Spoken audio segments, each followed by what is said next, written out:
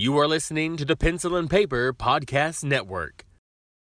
Hey Ramblers! Today's episode is brought to you by Fangoria. Since 1979, Fangoria has been the authority in the world of contemporary horror. As the only sanctuary for horror aficionados in its early days, it has now grown into an empire that expands beyond its celebrated magazine. From t-shirts, coffee mugs, beanies, enamel pins, there's something for every horror fanatic in your world, even if it's you. So head on over to shop.fangoria.com/pencil and paper productions or use code pencil and paper productions at checkout to get 20% off your first order or magazine subscription. Yes, it is a mouthful, which is why there are links in the show notes down below.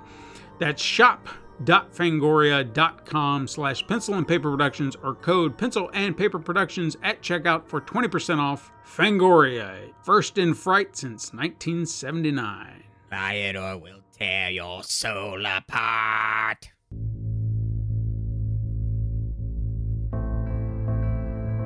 You're listening to the Horror Ramblings podcast, the show about all things horror. We hope you enjoy the show.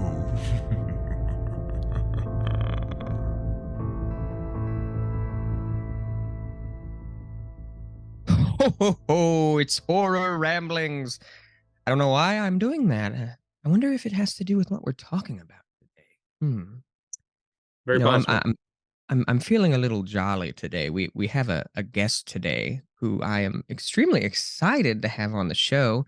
I think the first time I had heard her podcast was because of you, actually, Stephen. So we'll just kind of jump right in and get to it because we have to do this introduction because it's killing me not to do it. So go ahead, Stephen. Go ahead and do what you do best, man. Do what I do best. Well, as Les said, joining us this week in the hallowed halls of horror is a horror and movie host, actress, a self-professed wrestling fan. You got to say it just right, wrestling.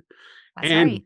Burlesque performer. But it is her presence in the podcasting space that has brought her here, and she has been bedazzling listeners, such as myself, holding conversations with a variety of talent, such as director Anthony DiBlasi, production designer and all-around fascinating individual Yuki Nakamura, fellow acquaintance and friend of the show John Brennan, and the legendary Lloyd Kaufman. Now, she has expanded her reach in the podcasting space with other horror-themed podcasts, such as Fright Cap, co-hosted with her husband Brandon Lane, and she even recently joined Troma's Fantasy Shed, lending her sultry voice to podcasts such as Totally Tunular, that's almost a tongue twister, and Eat With Your Eyes. So we are delighted to have joining us today a fellow horror fanatic who can currently be spotted in the trailer to the upcoming indie sci-fi action comedy Clone Cops. Please welcome Liz Layne. How are you? Hi, thank you so much for having me on the show. I'm stoked to be here. Yes, we're very happy to have you here because I think we've kind of been in the similar space for about a year or so, kind of crossing paths with the same people. I know, like I said, John is kind of a mutual acquaintance we have. And I think because of him is how I discovered you and some of your podcasts. So I was like, okay, so there you are.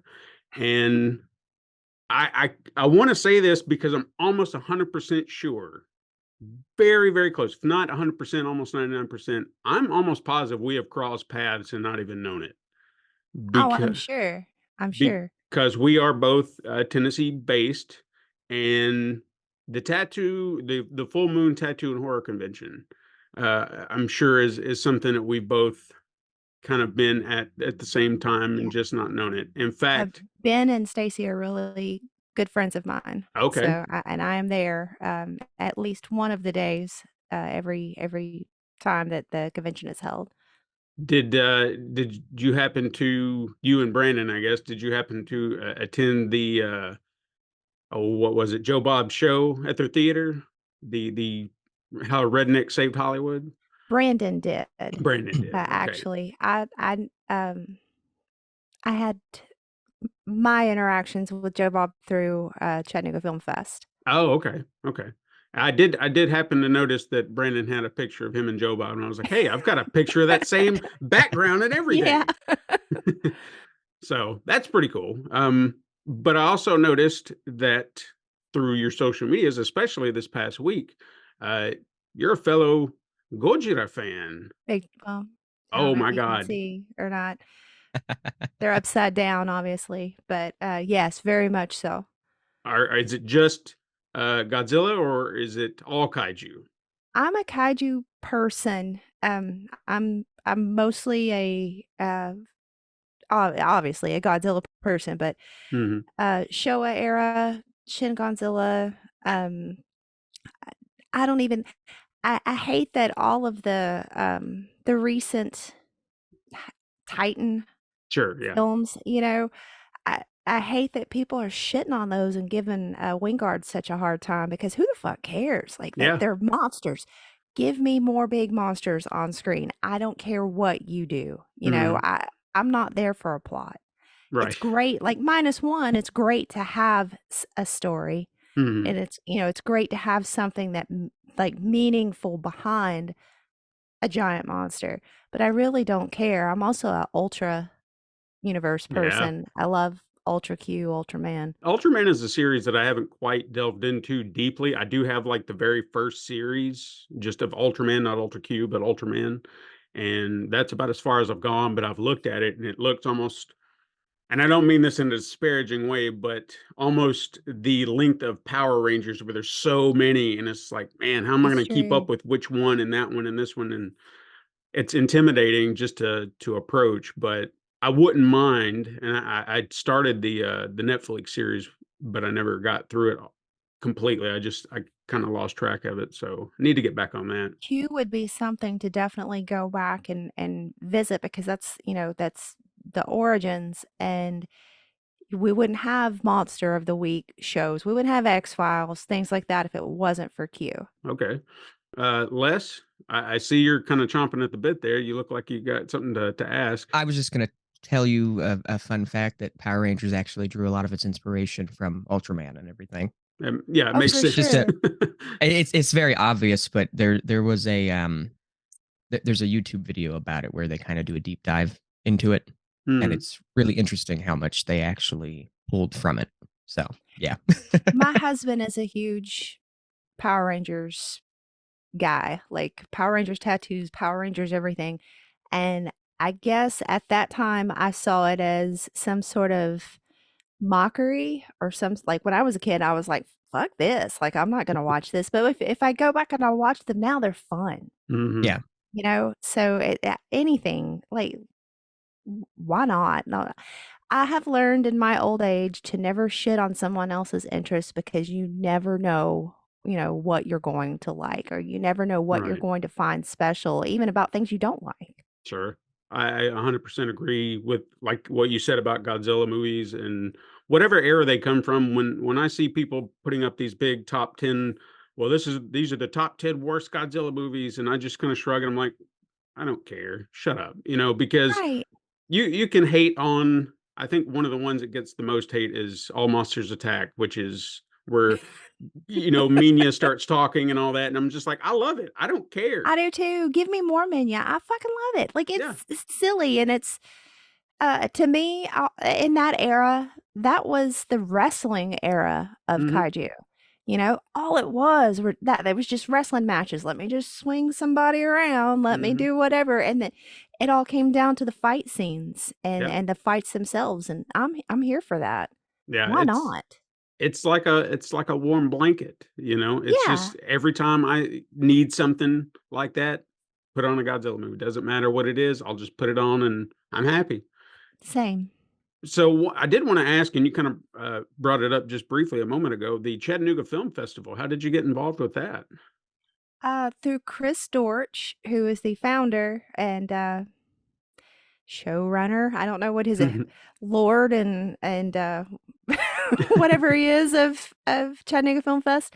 Hmm. I've known him since Belcourt days because he used to work for Belcourt Oh Theater wow. here in Okay. Nashville, and he has so many similar film interests to me, and he was somebody that I could get along with and, talk to on he's not pretentious. Hmm. We'll say that. So somebody I could talk to about film, somebody that I can, bounce things off of, and I don't feel stupid or I don't feel discredited or Hmm. talked down to.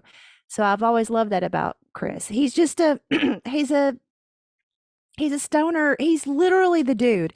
He's literally Jeff Lebowski in this like film mode. Yeah. So he floats around and he's just sweet as it could be, and he's chill, and so he was having these like parties once Hmm. he moved to Chattanooga, and it was the beginnings of Chattanooga Film Fest, and he used to call it Frightening Ass Film Fest, and it was pretty much just based in horror.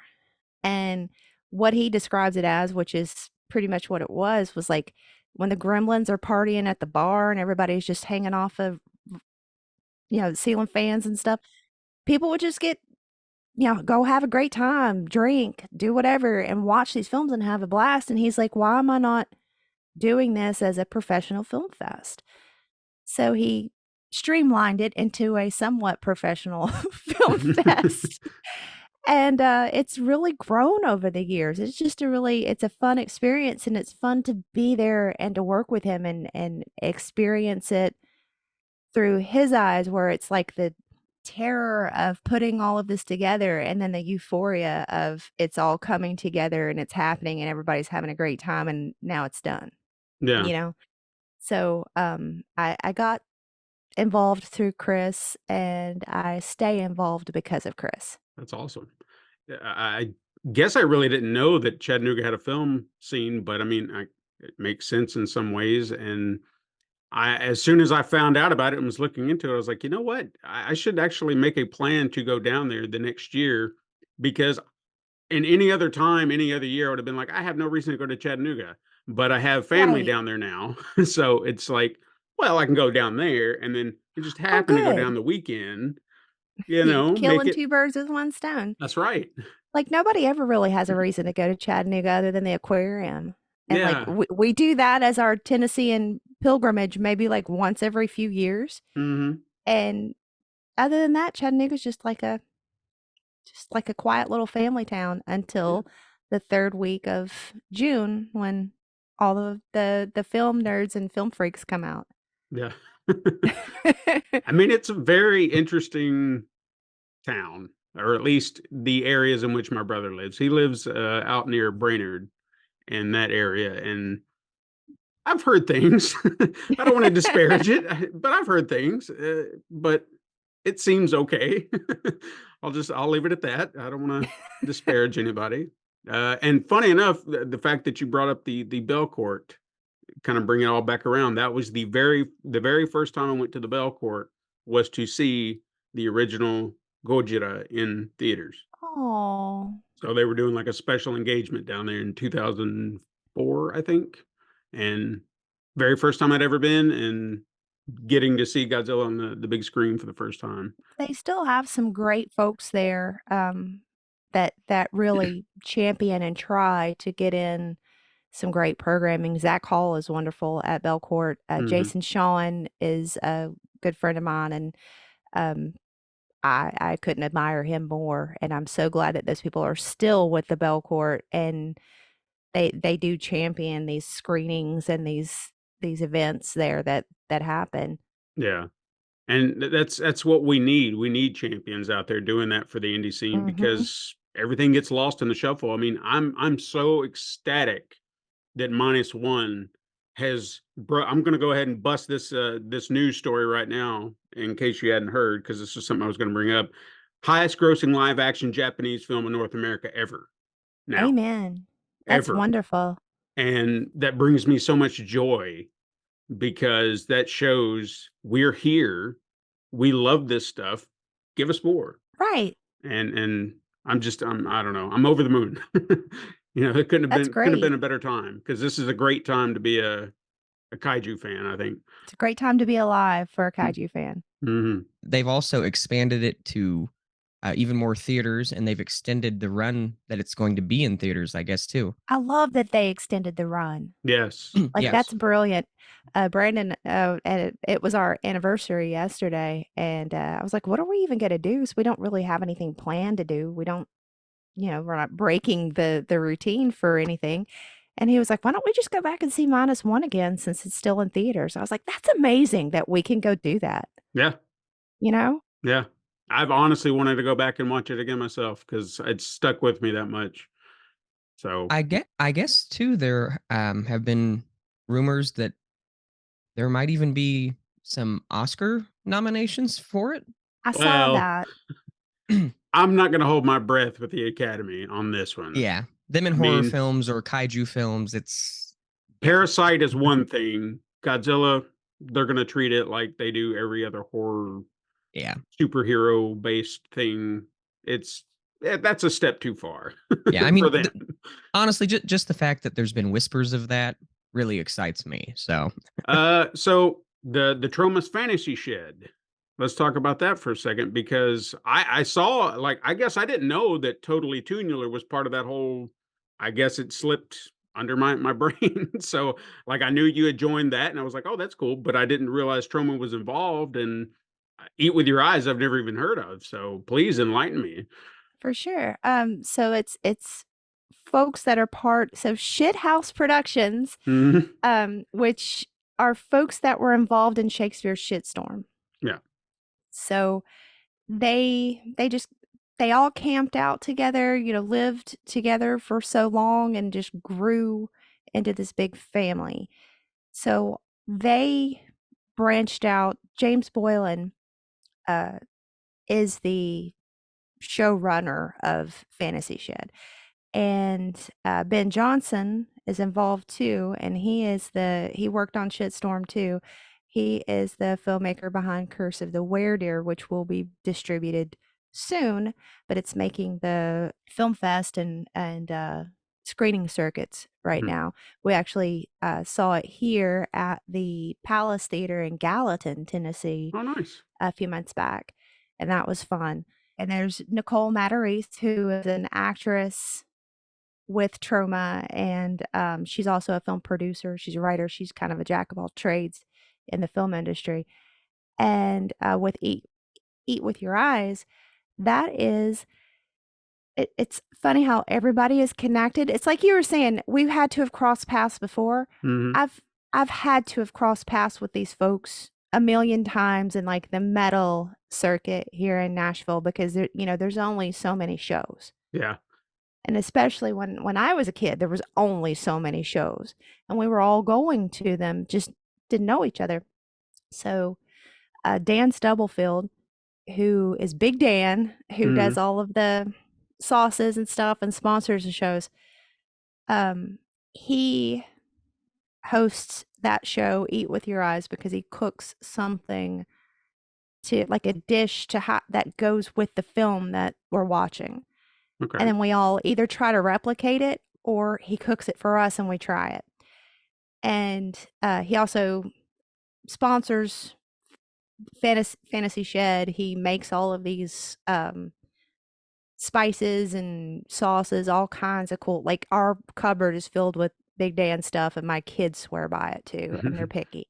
But Ben Johnson, myself, my husband, and Jazz Hanks, who Mhm. is an actress with Troma, who does Eat with Your Eyes.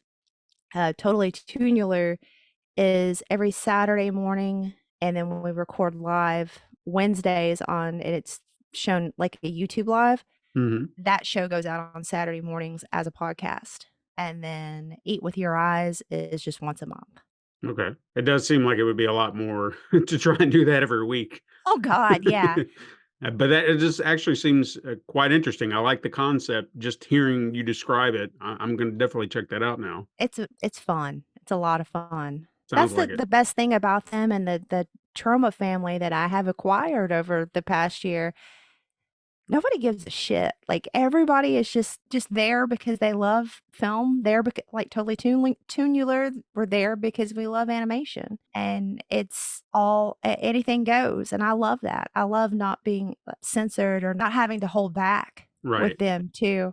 And they're just great people. Like you said, trauma people definitely seem to be. Yeah. At least the ones that we've actually crossed paths with too. I did also want to ask you about Fright Cap. Whose idea was that between the two of you? You or your husband? It was kind of both of us. We just talk at night, Mhm. almost every night, just bitching back and forth, like whatever we saw on the news that day or whatever we saw on social media. And did you hear that about that actress that's doing whatever? Or what about that movie so and so? Or we'll just bust out with something old. And remember that one movie that came out and nobody knew anything about it, and it starred Dolph Lundgren or something, and Mhm. we'll be like it the most random shit. And I said, what if we just record this, Brandon? And Brandon was like, that would kind of be amazing. So we just started doing that, and it started as just videos. And I had Stiletto Thunder Kiss is a friend of mine who is also a burlesque dancer, and she's based in Canada. And I had her on the back burner for a guest on my old show, and I was just really never able to get her scheduled to be on the show. And I contacted her and I was just like, "Hey, would you ever want to be on a new podcast with me? Like, is that something that you'd be interested in? Like, you wouldn't have to be on all the time, just Mhm. when you wanted to drop in, we were talking about something that you were interested in. Would you want to do this?" She was like, "Fuck yeah, I would love to." She's so cool and she's so like on the level with shit.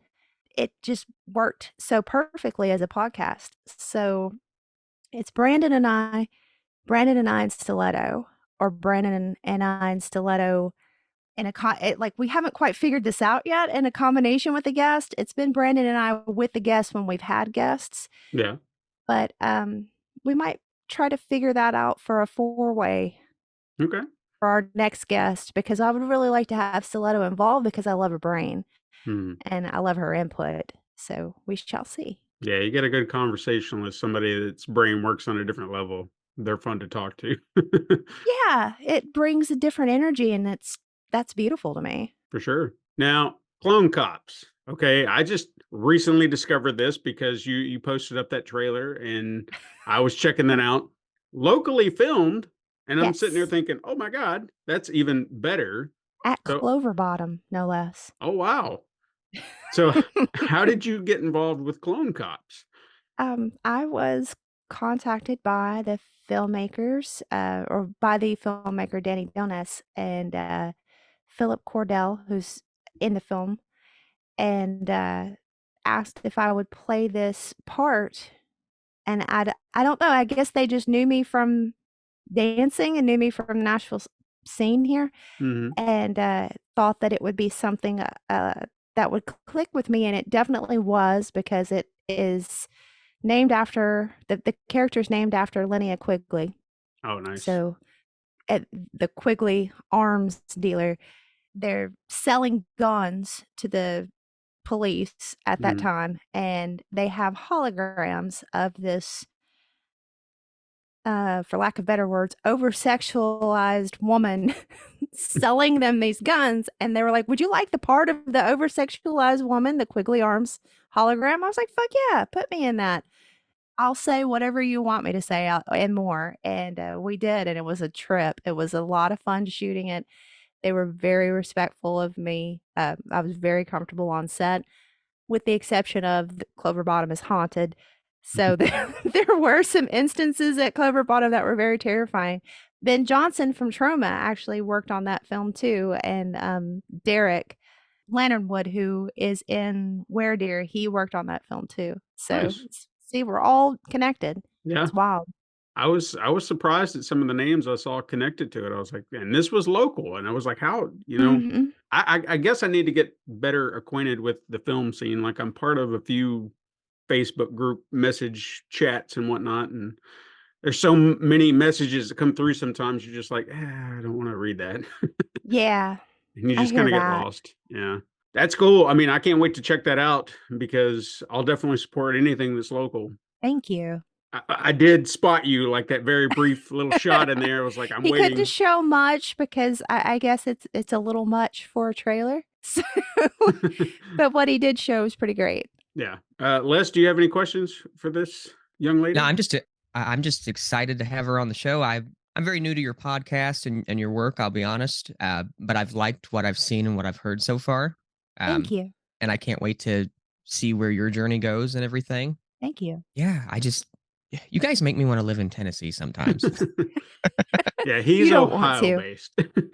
He's actually got it better up there right now. You might want to if you're Ohio based. Well, I don't know. They just legalized weed. That's something we're still struggling That's with. true. So, Well, roll the you know, dice. the same state that I live in, not to get political or anything, but on a side note, the same place that I live, we legalized weed, but last night my family decided to skip out on our Christmas parade because there is a bar downtown that does drag shows and things like that, and they had a float in the parade, and there were rumors that people were going to throw tomatoes at them. Of course they would, because Yeah. okay. Because people are terrible. Yep. Yes. That's our world now, unfortunately. Yeah. Openly terrible. Yeah. They have the excuse to be now, so the floodgates are open.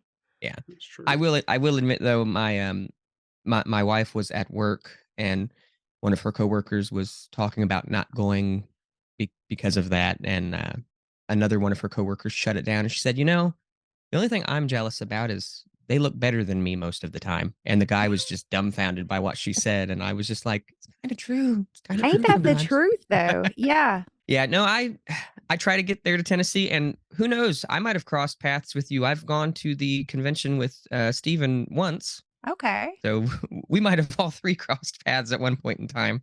Yeah, Do you that's very ever true. are you close to Strongsville at all? Not particularly. I do try to make it to Wasteland at least one of the two Wasteland events a year. They have one in the spring and then one in October.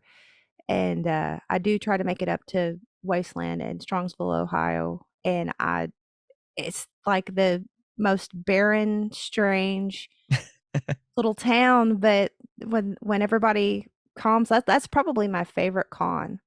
And Yeah. it's very, very tiny, but it's very, very fun. And I know everybody there because it's the same people that come every fucking year. And I Yeah. love Cinema Wasteland. That's one thing I do love about Ohio. Now, see, we have the conventions that we mainly go to.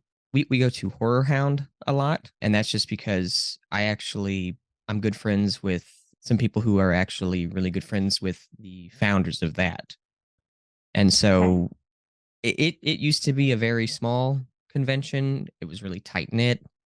The last 2 years, it's kind of grown a little too much, I think. Huh. But it's still a lot of fun, and that's actually where I got to meet Lloyd not too long ago. Aw. So he was a lot of fun. He's hard to keep up with. And it's in a good way, and I'm glad that he's that way. But we had him on the show, and it was a mile a minute, but he was such a joy to have on. So, but here I am rambling on. We actually called him out on something he said on your show. Yeah. Oh, He just kind of deflected pretty quick. He was like, "How dare you?" And he's just the sweetest though. He is. Like he can turn on a dime. Most of the time when he turns on a dime though, from what I've heard from folks that work with him in film, is that he knows his shit.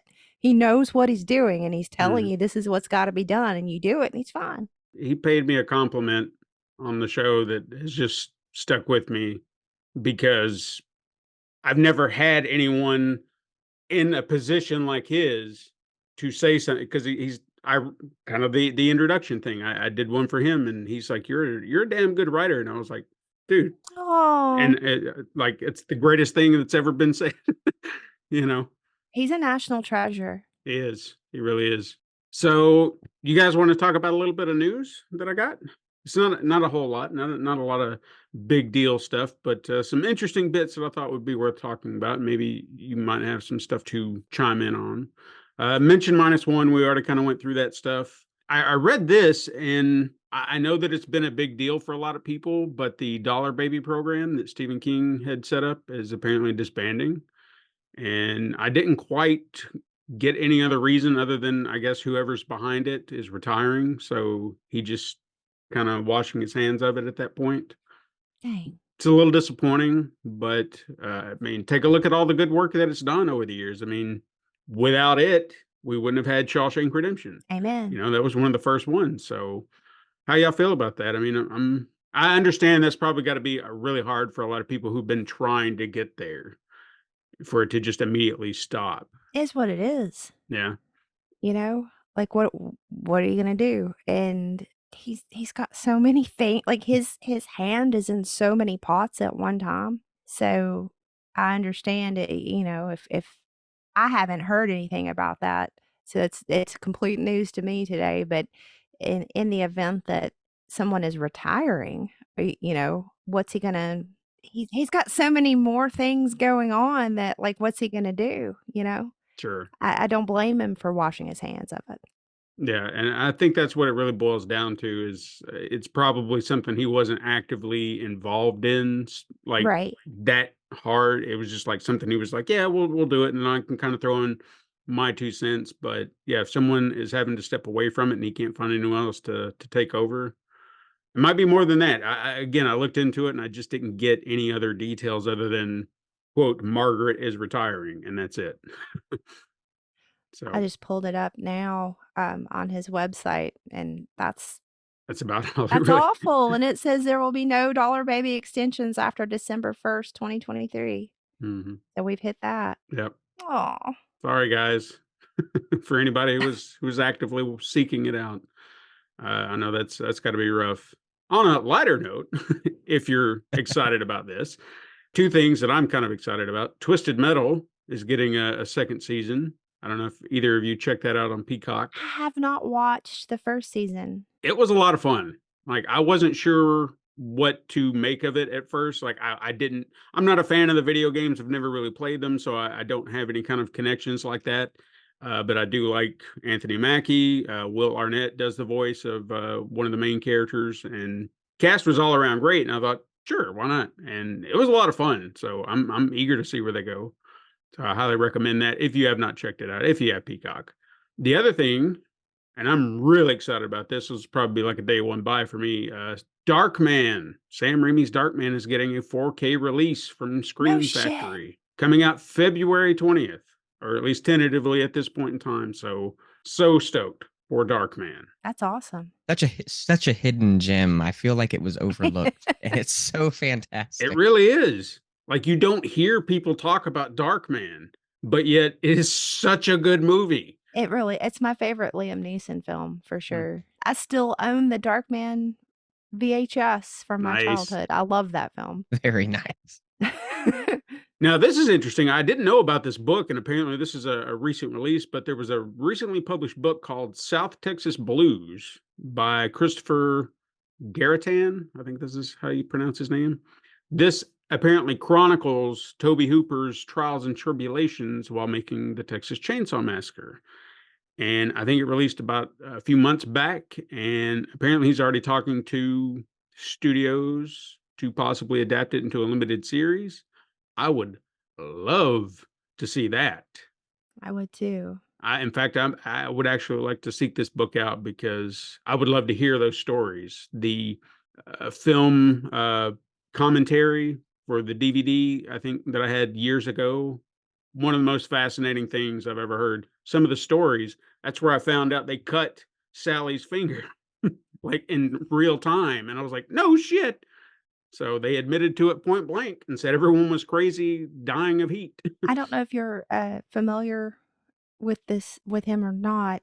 He has an official museum. He's part of Excerpt Films. He's a friend of mine. His name is Chase Anderson. He is the definitive knowledge bank of Texas Chainsaw Massacre. Okay. And it's unreal to me to talk to somebody who knows so much about it. Even down to the color of the fucking chainsaw. Like he's it's unreal. But that is someone to keep up with, especially for the memorabilia aspect of things, because he has so much shit. It's ungodly. But I love that DVD, the special features on that DVD, and the interviews with like Ted Nicolau and the folks behind the scenes Hmm. is pretty amazing. Like they went through hell, They did. Yeah. really, on that set, and they did it just to do it. Like it's not like anybody was being mean to them or anything or making them stay in this rotting house, for Hmm. lack of better words, in 5,000-degree heat. Like they did it because they wanted to. Sure. And that's actually what makes me fascinated about the book. Like, what angle is he taking? Because we've heard a lot of the stories from cast members and everything about the conditions. I mean, what are you going to do middle of summer in Texas? It's going to be Right. miserable. But I also kind of curious if he's going to touch on I can't remember the guy's name, but the gangster pretty much that took over the distribution for the movie, like how he got involved with those people. So I'm very curious to see what the focus of the book is, because that has to be an aspect. If he's just rehashing stuff that we've already heard, then I don't know if y'all have the attention deficit problem that I do, but I am extremely attention deficit now. Was as a child, and I kind of just like adapted to it, and then it just got worse after COVID, because I was just watching things constantly. So hmm, reading is very hard for me unless I really am into whatever I'm reading. That though, I would love to sit down and read. Knock on wood, it's on Audible. Maybe I could just listen to it. I do better with that. But that it sounds very interesting. yeah. Who would we want reading that book? Bill Moseley. There you go. Yeah, perfect. That's a good one. It's a good one. I like that. Now, the last little bit I jotted down as far as the story, I wanted opinions on this because I feel a little conflicted by this, and I'm not quite sure why they would have done this, given a certain company's reputation here lately. Apparently, A24 secured a deal with Warner Brothers for streaming. Was that the A24 and Max deal? Yeah, I'm Yeah. they've been on Showtime all this time, and that's where I've been eyeballing all the A24 stuff, and now they're gonna jump over to Warner Brothers, and it doesn't set right with me considering all the pruning they've been doing on their own platform. True. So it just makes you wonder why they would have made this deal in the first place. I think Warner Brothers is sinking. Then why would you attach yourself to a sinking ship? I don't know. They I do think have DC. Yeah. yeah. Yeah. I honestly think to me, I think it was more Warner Brothers made A24 a really good deal because they're trying to get more subscribers, more streams. I mean, you know how I feel about Warner Brothers these days. Yeah, no. After that asshole comment he made, what was it? It took courage to cancel a movie and to just ruin all these people's work. That took courage. Fuck you. Ugh. Am I the only person in the world that sees A24 now and just wants to throw up though? Well, Like, I mean, I haven't seen anything of theirs where it hasn't impressed me, but I don't go out of my way to actively dig up every movie. I'm not obsessed with A24, like in that regard, but we have talked about them on the show before, where they do some interesting stuff, and then they they do some do. wild stuff. And I've seen some great A24 films. Hmm. There's some that have blown me away, and then there's I'm to the point now where I could give a rat's ass about Ari Aster. I could give it, like, all that stuff becomes the same repetitive trauma horror that I don't Hmm. care about. Like, I really don't at this point. I don't. I want a monster. I want a man. I want someone coming in slashing things. I want supernatural. I don't want the trauma of your childhood to be the monster. I think A24, and I'm worried about this. I think they're starting to fall into something that you see a lot of studios fall into. When it was a smaller studio, they were more focused on their content and they were creating films that you could tell they spent a lot of time on. And as studios get bigger, they tend to just turn it into a money pit and it Right. becomes let's just write the same story but change it up a little bit. and put that out, and we'll just keep putting films like that out. And it really tears away, I think, at the quality of what they're creating. And that's why I have a big issue with big studios, and we've talked about that before. If you want to watch a film that you know is going to move you or really get to you, try to find an indie film. I'm not saying that big film companies don't still put out good films, because they do have their times when they do. But to bring it up again, Godzilla -1. I'm not saying that it was a small studio that made it or anything, but the budget for that film was very small compared to most films. They spent $15 million US on that film, and it's an amazing film. They took the time to make sure that it was amazing. You look at studios that do films over here, and the issue is, well, how many big name actors can we put into it? How many explosions and bright shiny things can we put in this film to distract people that it might not have the best plot? But there are people that pay attention to that stuff. And yes, there are films that it doesn't matter if there's a good plot. Like you were saying, sometimes you just want to see giant monsters fight, or you just want to see Right. certain things. We've said it before. Steven loves Friday the 13th. Are all the Jason movies great with their plot? No, but What plot? exactly, you get to see Jason mess people up the best way that he knows how, and it's fun. It's just like Freddy versus Jason. Yes, the plot is a little goofy at times, but we all just want to watch those two beat the ever-loving crap out of each other. So, one studio that I still love that we've talked about too, that I hope doesn't fall into this, and I feel like they haven't yet, and that's Spectre Vision. I feel like they've done a I lot of feel the great exact films. same way, and I feel like having people like Elijah Wood and film folks Mhm. behind the scenes, working their magic with Spectrovision. They care. Yeah. They care about what they're putting out. I think that's why their output is not on par with A24. It's like you said, they're being very careful about what they want and what Mhm. they put out. And when they do, it's definitely going to be something you've never seen before. Yeah, For and sure. that's something that I appreciate so very much. It's one of those things that I feel. Look at the Terrifier films.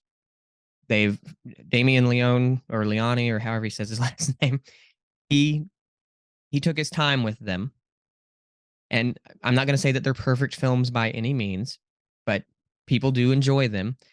And the fact of the matter is, he could have been pumping out tons of Art the Clown movies, one right after another, but he's taken his time with it. And I feel like that's something studios forget. They're thinking of quantity over quality.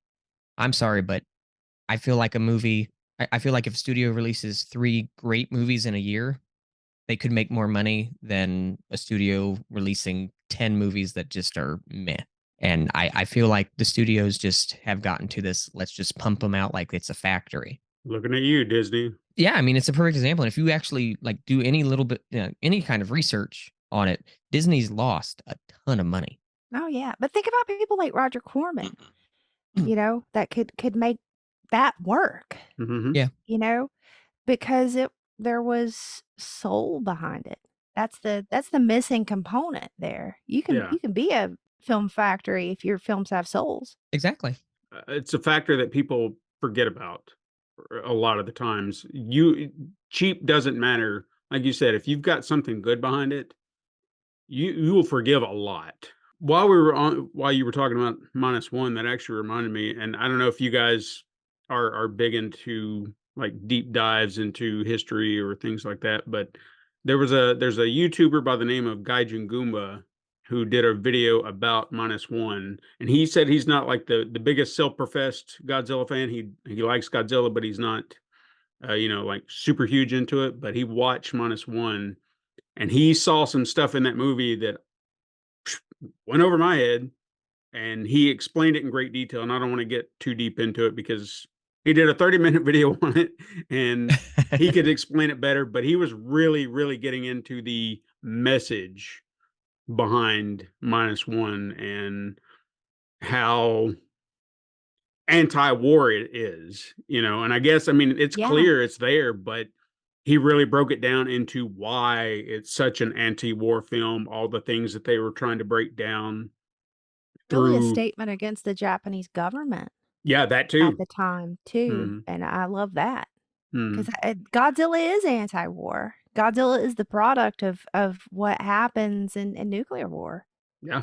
If you want to check that out, highly recommend it because it was a fascinating take on things that I didn't quite understand about Japan at that time.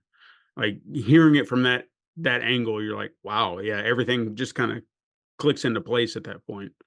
Guys, you want to talk about Tales from the Crypt, or at least Let's, one specific episode of Tales from the Crypt? Uh, let's I, do it. I did want to preface this.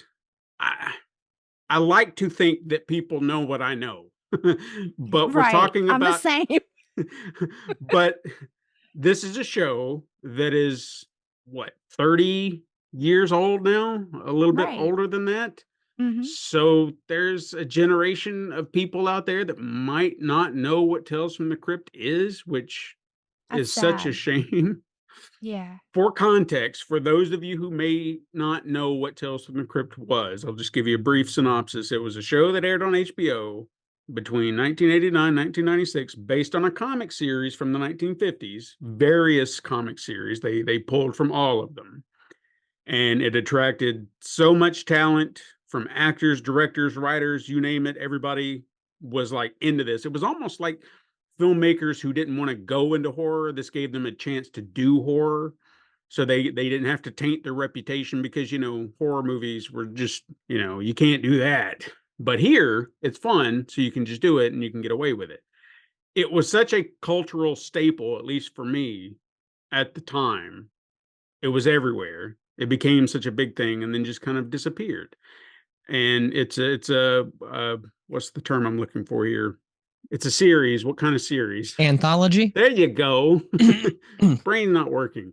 Anthology series of different stories adapted from the comics and so on. So that's a brief synopsis of what this is. We're talking about one of the episodes from that today because it pertains to the holiday that we're in right now.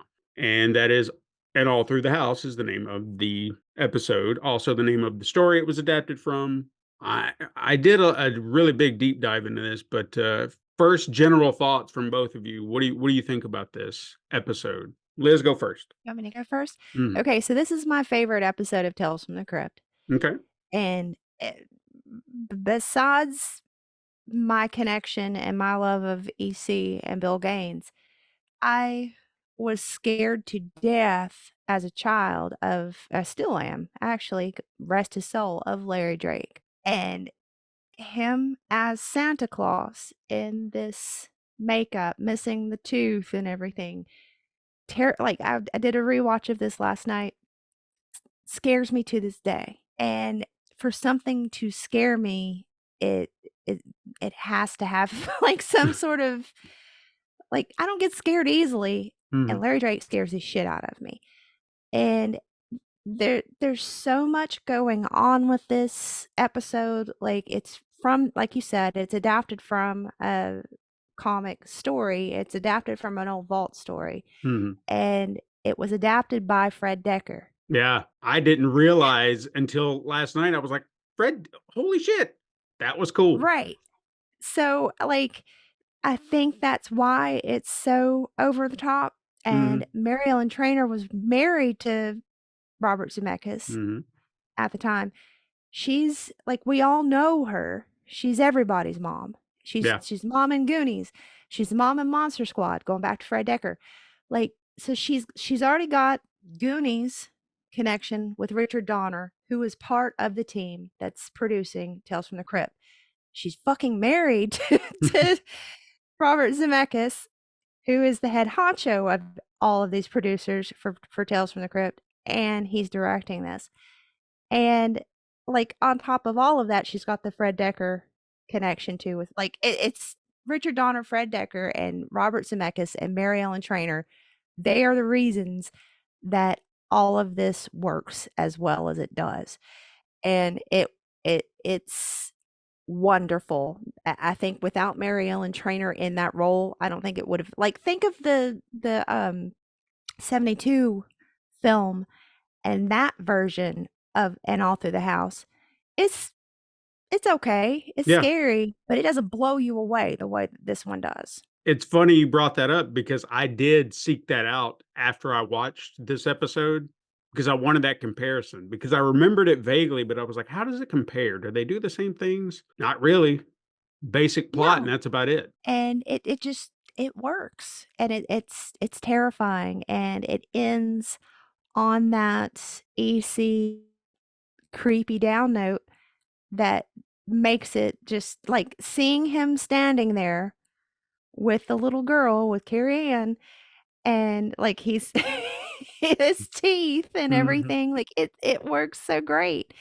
And it's the one that I always go back to even when it's not this season because it's just so fucking scary. Yeah. I love Tales from the Crypt, but like there's so many great episodes, but this one takes cake for me. Yeah, this is definitely one of the higher rated ones, I think, on IMDb. One of the listed in their top rated, and it's clear why. Les, what about you? I know we've briefly mentioned this episode of Tales from the Crypt on the show before, like briefly. This is one of the Um, reasons we wanted to talk about Tales from the Crypt as a whole. Yeah. I I always thought that this was its own standalone movie. I know there is a standalone movie, but I always thought that this itself was a standalone movie. And I think that's because of just out of all of Tales from the Crypt, to me, this is one of the most memorable episodes. And when I think evil Santa, anybody ever ask me, they're like, what's your favorite evil version of Santa? I always go, Tales from the Crypt. That's the first response. And just the performance in this is, how do I put this? I hate that I say it like this. He's very Freddy-esque. Larry Drake is in this, I feel. And the reason I say that is, yes, this isn't a dream, obviously, but he does toy with her throughout the progression of everything. And I love how he doesn't talk until like right at the end. Mm-hmm. I love that.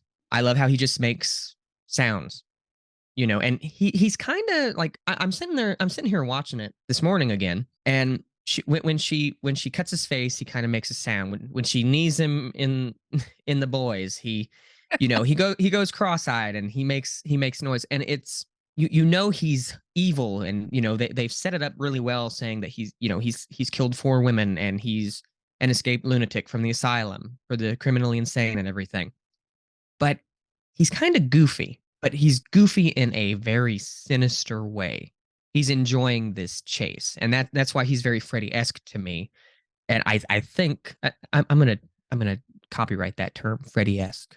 But I love the whole progression through this. I love Mary Trainor. I love how resourceful she is in this. You don't want to like her in it because she's killed her husband, but at the same time, when she's doing everything, she's trying to axe her husband to make it look like the killer's done it. Very smart idea. And all these like little goofy things are happening. And if they did that the wrong way, it would take away from the whole thing. But there's just enough of a sort of comedic aspect to it that I feel like it just heightens the horror aspect of it. And I think a lot of people don't know that with horror. Comedy is okay with horror if you even it out. If it's done correctly. Exactly. It's just one of those things. And to this day, my favorite line is at the end, naughty or nice. His teeth. Yeah, just the look on his face. He's got the blood on his face. The guy needs to get into the dentist. Let's just put it that way. He did eventually. Just a few years later, he became one. That's right. True. But no, I will hold this up there because I have a few Tales from the Crypt episodes that I sort of go between being my most favorite. But I will say this, and this might be a bold statement, out of every horror Christmas thing that I've ever watched, I would probably put this in my top spot. It's not a long watch, but it is very enjoyable. And to this day, I still talk about it. It had been a while since I had seen it, up until last night and then again this morning, but it's still just so memorable to me. And to me, that's something that really shows if a film or a show is really good. it sticks with you. And I find myself around the holidays every year. I'll walk around the house, or I mean, the other day I was cutting something up for dinner, and I happened to look over, and we have some Christmas decorations up, and I just looked at the knife and I went, naughty or nice, just being my insane self that I am sometimes at home. But no, I would agree that this is probably one of the best holiday horrors that I've ever seen. And one random note too, the Crypt Keeper at the beginning of this episode, that is nightmare fuel. I'm sorry, He's but it almost is. scarier in the Santa mask. Yeah, just Isn't that wild? oh man. I love that it's very obviously a person Yeah. walking in that Santa suit too. Yeah. Because this was the very beginnings of Tales. Yeah, this was only episode 2, so Two. he hadn't quite found his rhythm. I kind of we're gonna bring Freddie up as we typically do on this. I likened him to I like Freddie that. in Nightmare 1 and 2, where he wasn't quite the Freddie but he sort of is. That's how I felt about the Crypt Keeper here. Is like you gotta get hints of where we wind up with him, but he wasn't quite there yet. And it's funny that you mentioned that this feels like a movie, because I have genuinely thought this feels like a story that could be adapted into a feature film. However, I would be afraid they would lose something in the process, Big because time. while it just seems so quick, that you started it and then it's done, and you want to watch it again, or you need more. But I feel like that's its strength too. Yeah. Like if you do anything to just stretch it out just even a little bit more, it might not work. Yeah. And like I said, I see ideas that it could work as a feature, but I don't think it would. I think it It's a would very And see- crisp running episode.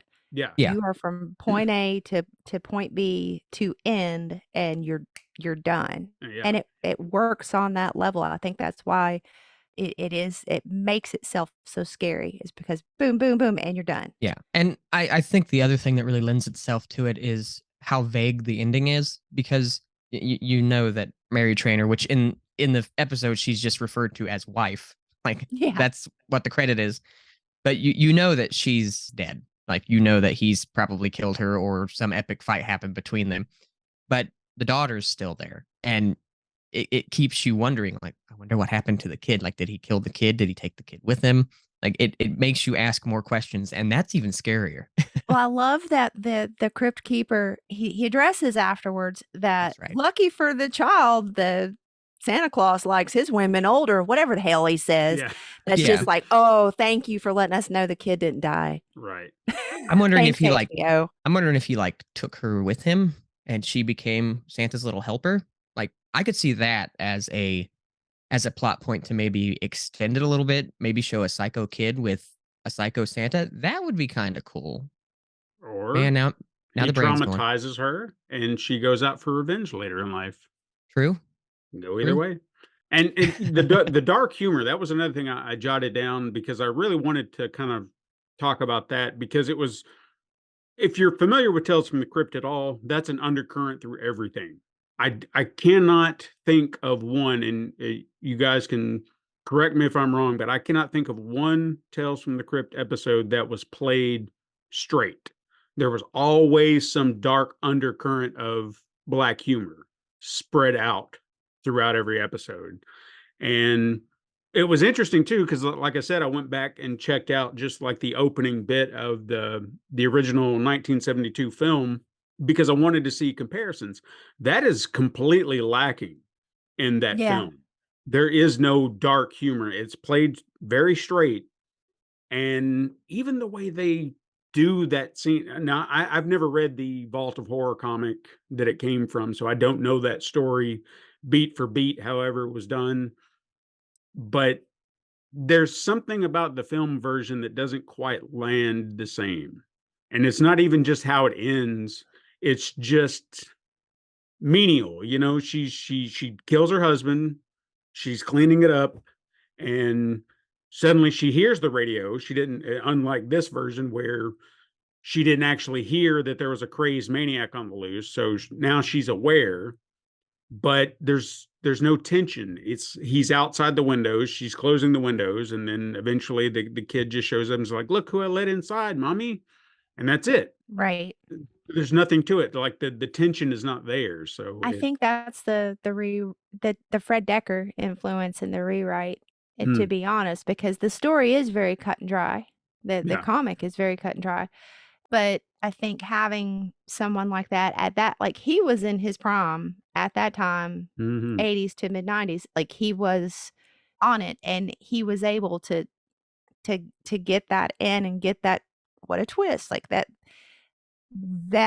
was what EC and now this series, like, that's what the series was going to be known for, were these dark endings, and there's a term for that type of writing in comics, and I can't think of it right now, but that he was able to get that translated. Now, does he translate currently to to that?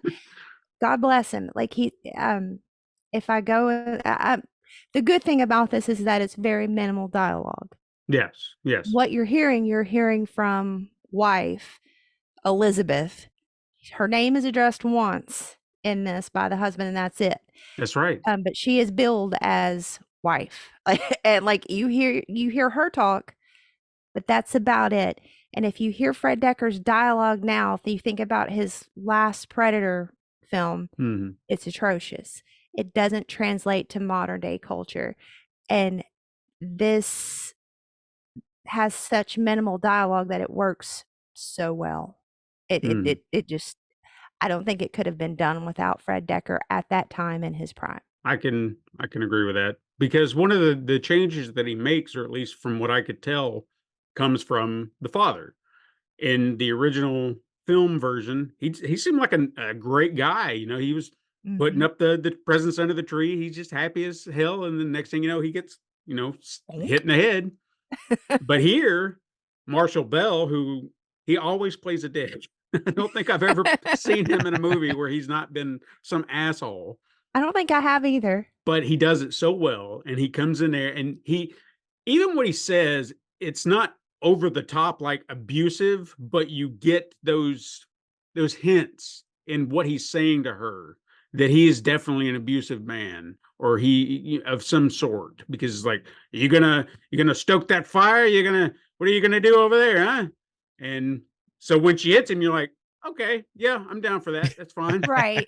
But then you start to see her crazy coming out, where she's like, "Oh, we're gonna do this. Oh, we're Mhm. we're free now. We can run away."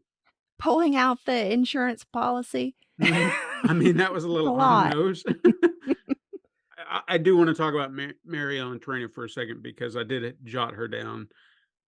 Like you said, she's the mom in all the Mhm. things. You know her as the mom. I was genuinely trying to think of a role where she had a chance to really shine, like this, where she's not just the mom character. I mean, Christ, you go back to something like where she's cameos. Forrest Gump, where does she show up? A mom, a babysitter. Right. And it's like, there she is again. So here, I feel like she really had a chance to do something completely different. She is mom, but psycho mom. Right.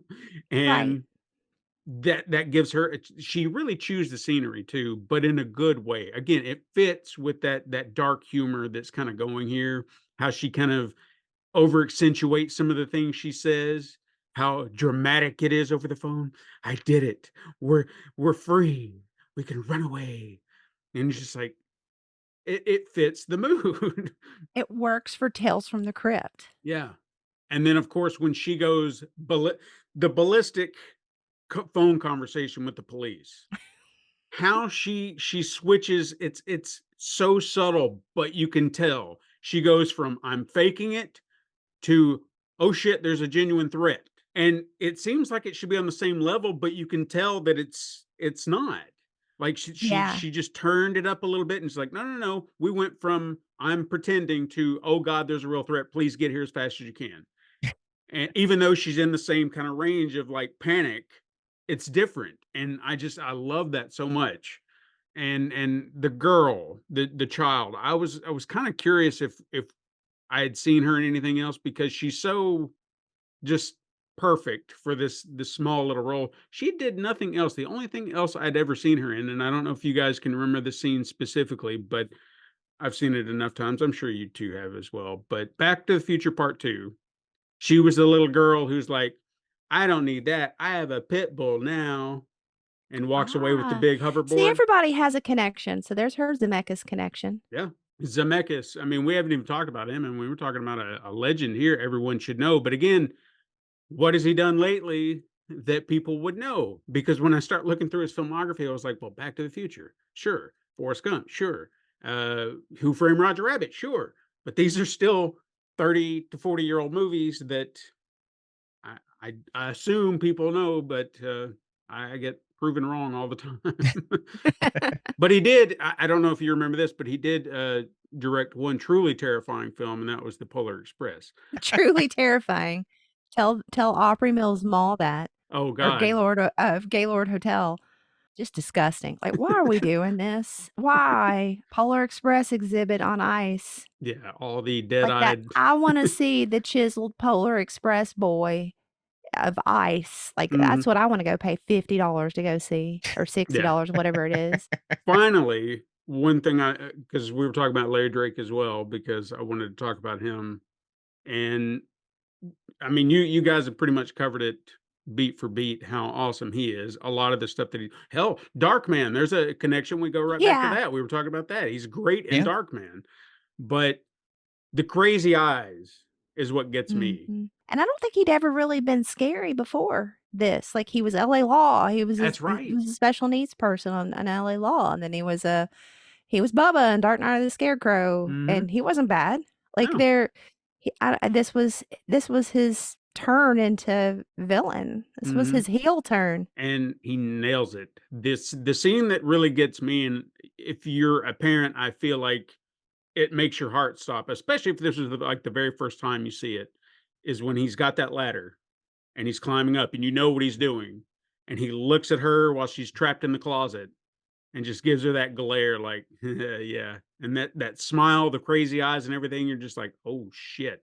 And it's unnerving, but it's what adds to his performance about it is just, he plays it so well. And like you said, a man of few words. He says nothing, just a few grunts and squeals and whatever, but I think that's what adds to it. He doesn't need to talk. For sure. Yeah, I don't think this would have worked without him and his performance. I genuinely can't think of another person who would have done that, or had that look, had the physicality of it all. Just, I'm sure there's somebody, but he's just so perfect for it. I can't think of anybody else that would be right for it. And if you notice in it too, like he was a pretty tall guy, but he's kind of hunched down a little bit in this, and it's almost like I don't want to say the Kubrick stare, but that's what it kind of reminds me of, like sort of a version of that. He's just you know, he's just kind of, he's hunched down, and there's this unnervingness to it. Like, you don't know if he's going to attack in that moment or what he's going to do. And I think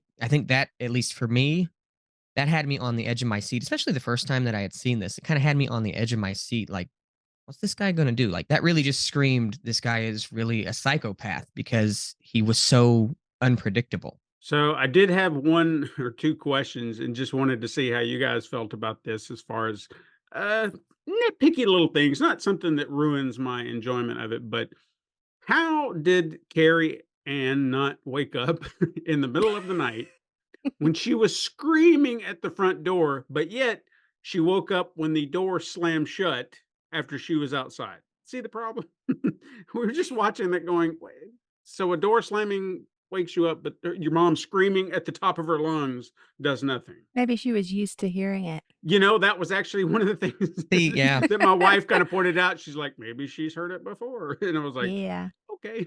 Which, but I sadly, I kind of went against that. I said, well, if old Joseph over here was making her scream like that every night, I don't think she would be planting a fire poker in his head. Just saying. True. Well, and it, you know, maybe the whole beginning scene of him, you know, sort of snapping at her, maybe the two of them fought a lot. Yeah. You know, I mean, you can scream for really good reasons and scream for really bad reasons. Maybe they were screaming for really bad reasons. This is true. and maybe she slept through it. And just a very random note. I have to point this out. I feel like this needs to be put out there. My favorite line from Trainer is when she's taking Carrie Ann up to bed, and Carrie Ann says something. Is the stepdad's name? Was it John? I think it was Jonathan? Joseph. Joseph. Because I That's remember the right. little It was girl saying Joseph. something like Yep. that. And again, he didn't get credited as such. It was So father or I, dad or whatever. I love when she's taking Carrie Ann up to bed, and Carrie Ann says, "When Santa gets here, maybe he'll wake up Joseph." And she says to her, "I don't even think Santa will wake up your stepfather." I love that line. So I've got one little trivia bit that I wanted to share, and you two may have heard this before, but I searched like IMDb and everything, and the only way I even know this is because I watched a special on HBO decades ago when they were doing special things, and I think this might have been when Forrest Gump was coming out, so they were doing a special Robert Zemeckis tribute for Tales from the Crypt, and it was hosted by Michael J. Fox. So it was 3 of his episodes played back to back to back, and they would give little trivia bits about the episodes. First one they obviously showed was this one. The trivia bit that they threw out there is that Bill Gaines had one stipulation for the ending of this episode, and that is for Mary Ellen Trainor to scream her fucking head off, Oh, as she did. And he said that was the only note he had for Bob Zemeckis, was she has to scream like that, period. He's like, beyond that, you can do whatever you want, but that has to be how it ends.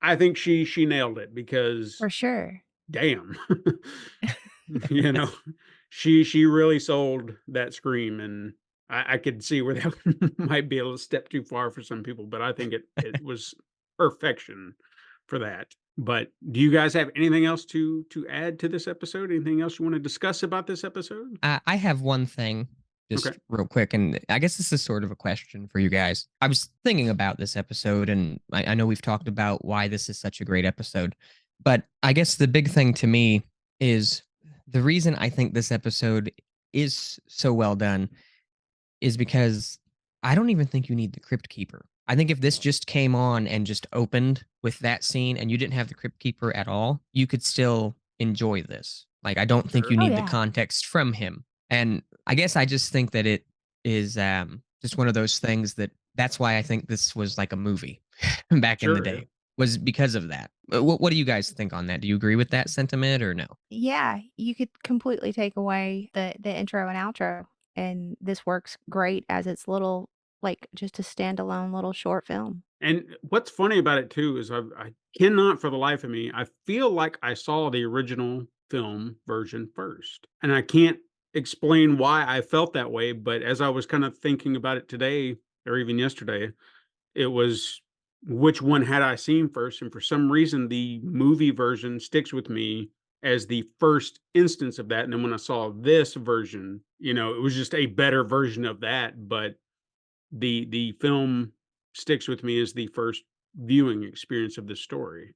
But they definitely nailed it this time around. I would say so. Yeah. So they do the intro and outro to make it replicate the comics. So that I do appreciate. Sure. But like if I saw this on its own, like it works just as well on its own without Buddy doing his intro and outro. Now, the next question is, where do you guys put Larry Drake at as Horror Santa? He is Horror Santa. Would you guys He put him at is. the top of your To list? me, he's definitive Horror Santa. If I was a wife, if I was that Elizabeth, and I looked up and I saw him in my windows with his face, smeared to the window with his teeth and smiling at me, fuck, like I would probably die of a heart attack. That man could portray more in facial expressions in that film than most anyone ever could. I might have to agree, because I'm thumbing through Horror Santas and I can't think of any that just stand out as Goldberg. Like who else would do this? Who else could have this impact? Nobody does. yeah, it's just, and the Santa trope of being a killer, I feel like it's becoming an overused trope that's not as interesting to me anymore.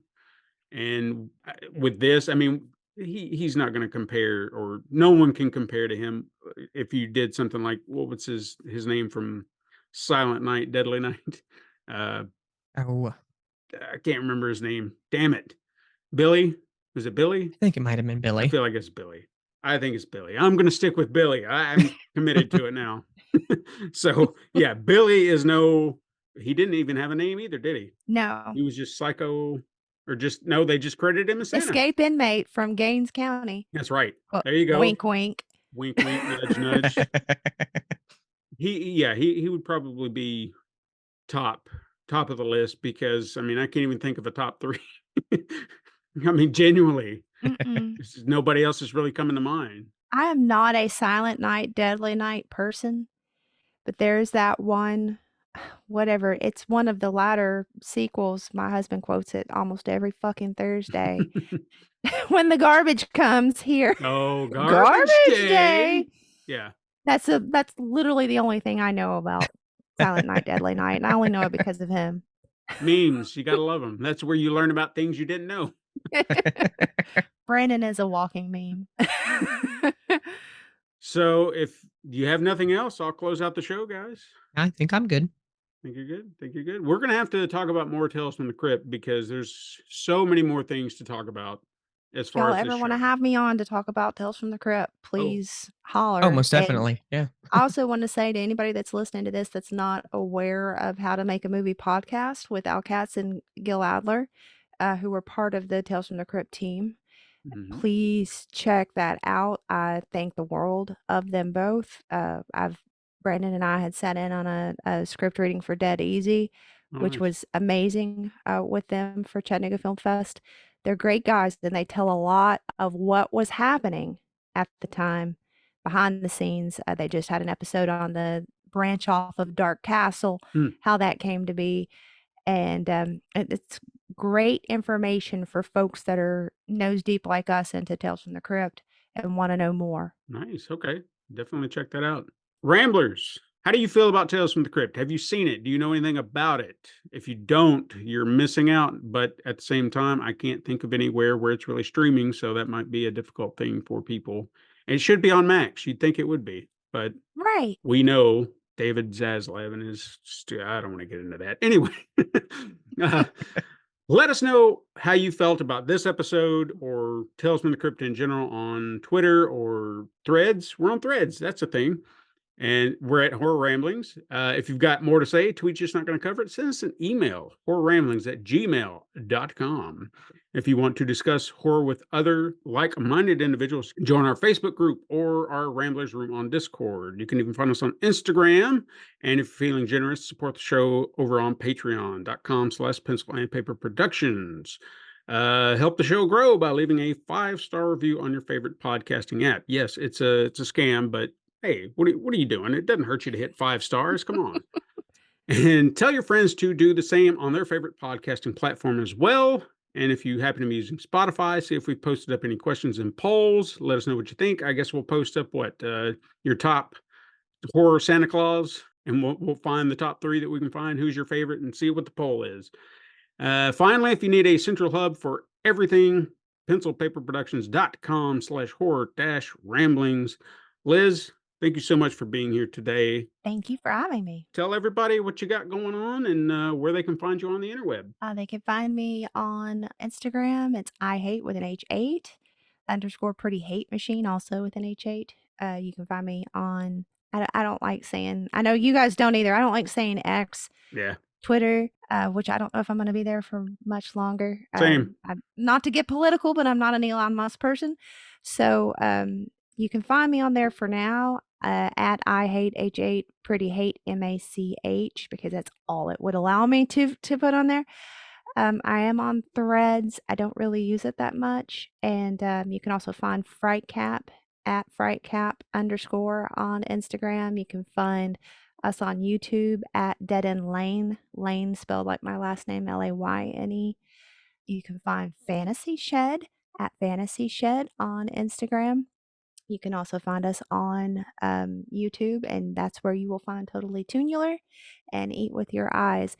Clone Cops will be out next year. You can see the trailer right now on YouTube. Just search in Clone Cops. You can follow Clone Cops the movie on most every social media platform, and the filmmaker Danny Donis on most every social media platform. All these links and our usual links will be down below, so check them out at your convenience. Sweet. And remember, guys, it's okay to stay naughty or nice as long as you stay spooky out there. This has been the Horror Ramblings podcast. Join us next time for even more.